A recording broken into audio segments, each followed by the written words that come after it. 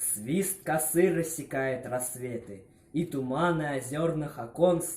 Здравствуй, ваше сиятельство лето, девиность сверкающих солнц!